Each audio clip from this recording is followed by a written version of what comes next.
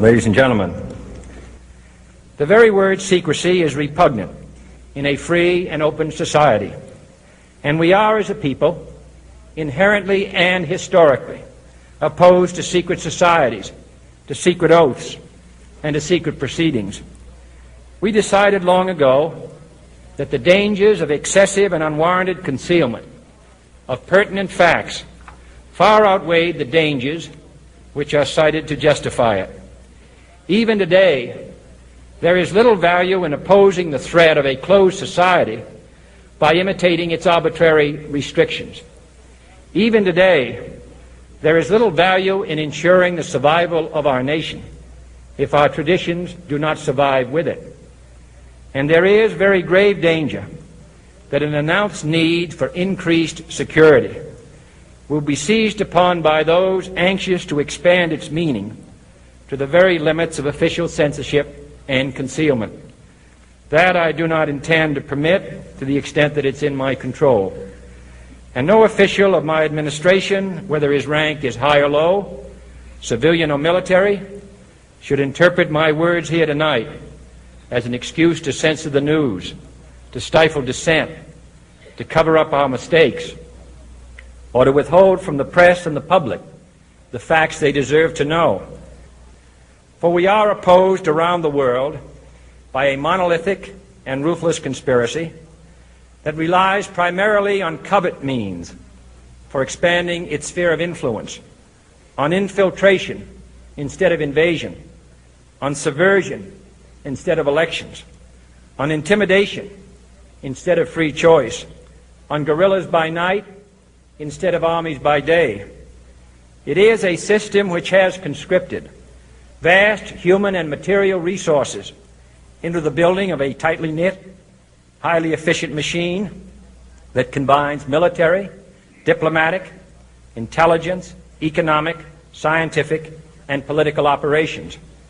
Its preparations are concealed, not published.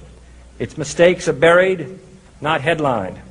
Its dissenters are silenced, not praised. No expenditure is questioned, no rumor is printed, no secret is revealed. No president should fear public scrutiny of his program, for from that scrutiny comes understanding, and from that understanding comes support or opposition, and both are necessary. I am not asking your newspapers to support an administration, but I am asking your help in the tremendous task of informing and alerting the American people. For I have complete confidence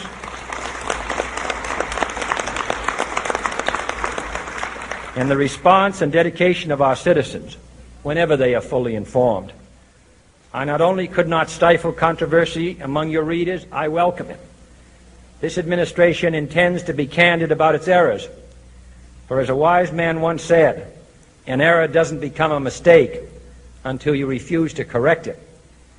We intend to accept full responsibility for our errors, and we expect you to point them out when we miss them.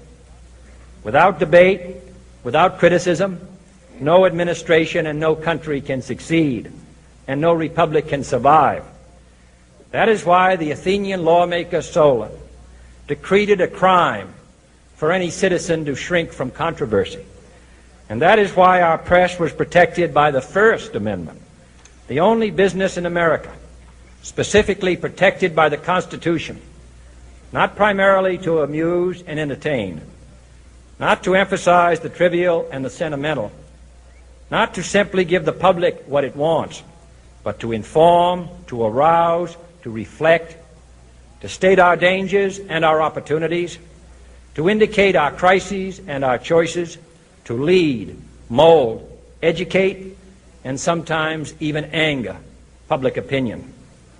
This means greater coverage and analysis of international news, for it is no longer far away and foreign, but close at hand and local.